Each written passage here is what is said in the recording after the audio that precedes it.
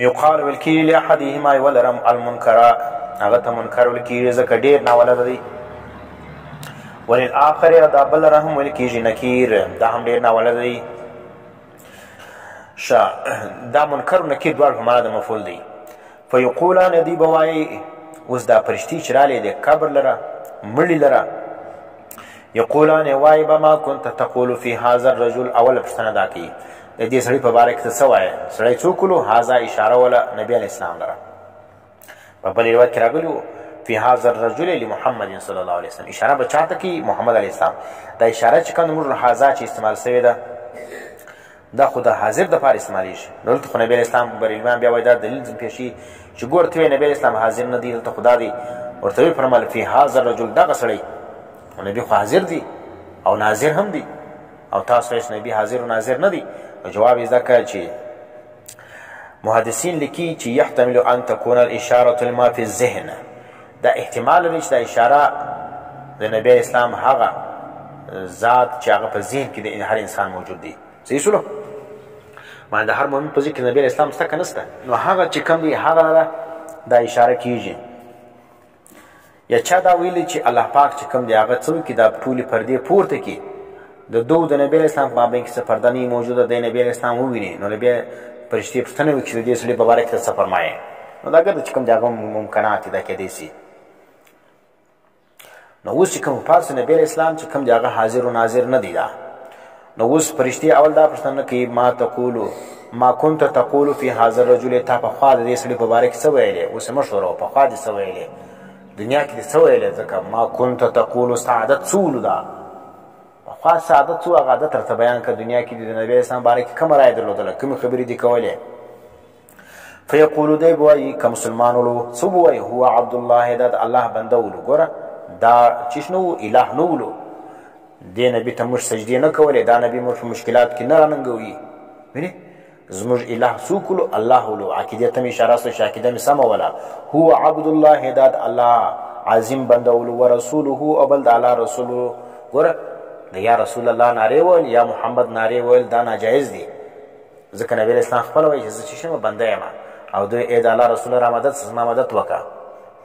ټیک شو ای محمد دا پر موټران باندې لیکلي یا رسول الله او دا رقم پر کورو باندې لیکلي په کوټو کې لیکلي نو یا رسول الله یا محمد دا مهم شرک الفاظ که څوک زما کې د سمه ده زه په دا کې د نه لیکم چې نبی اسلام حاضر و ناظر دی نو دا باندې تایید د چا کېږي د مشرکانو کېږي بیا موږ دا نه پوهېږو چې ته مشرک یې که موحد یې ستا عقیده هغه ده که دغه سمه عقیده ده نو ځکه دا صحابو تابعینو تبع تابعینو امام ابو حنیفه دا رقم مشفقه دا کې یو ځای دا نه لیکلي چې مسلمان زړی دی یا رسول الله په خپله کوټه کې لیکي یا په خپل موټر دی لیکي یا په خپل سواري باندې لیکي دا یا رسول الله کلمه صحابو تابعینو تبع تابعین ګورته معلومه وه لیکن صحابو تابعین یا رسول الله یا محمد کلمه پر دیوالو باندې پر کوټو باندې لیکلې نه ده نو چې نه دي لیکلې معلومه خبره شته دا نوی شی په دین کې داخله نو ځکه ګوره مړی په قبر کې اول صورت وایي هو عبدالله دا د الله بنده ولو دې له موږ اواز نه کوي ورسوله او دا رقم د الله رسول ولو صحیح سلو معبود نه ولو اشهد و زه ګواهي ورکوم ان پر دې خبره باندې چې لا اله نشته لایق د عبادت الا الله مګر صرف یو الله دی او بل پر دې ګواهي ورکوم وان محمدا بشک محمد علیه السلام چې کوم دی دا په خبر کې دا ګواهي ورکوي عبده ګوره محمد علیه السلام د الله بنده دی اله نه دی دا څو چاته چې نارې کېږي هغه خو اله وي هغه خو خدای وي مشکل کشا نبی نه ولو حضرت علی مشکل کشا نه ولو وینې که مشکل کشا لغوي معنا واخلي چې ما رقم معنا په دنیا کې به چې مشکله مسله راله ده به حل کوله بیا خو پروا نه لري بیا په دې معنا باندې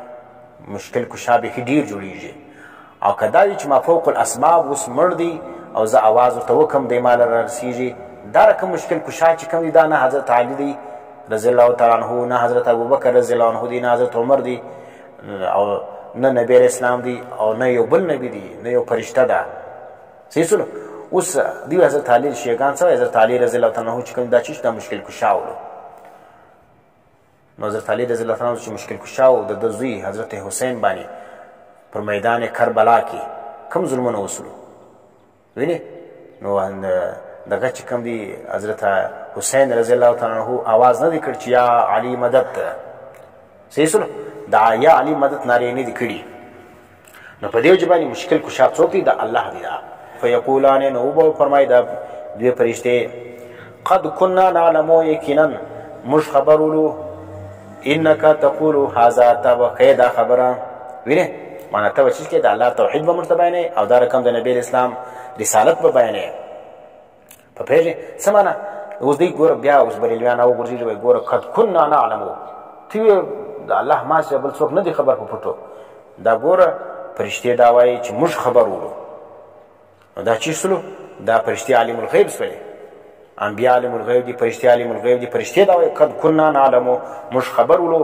په دې باندې شته دا خبره کوي موږ ته ګور دا د ځان خبرې مکوه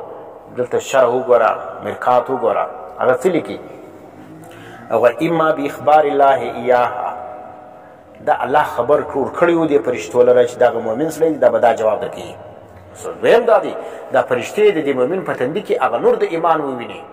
نو ځکه وای دی چې دا مؤمن یې مرتبه دا جواب راکړي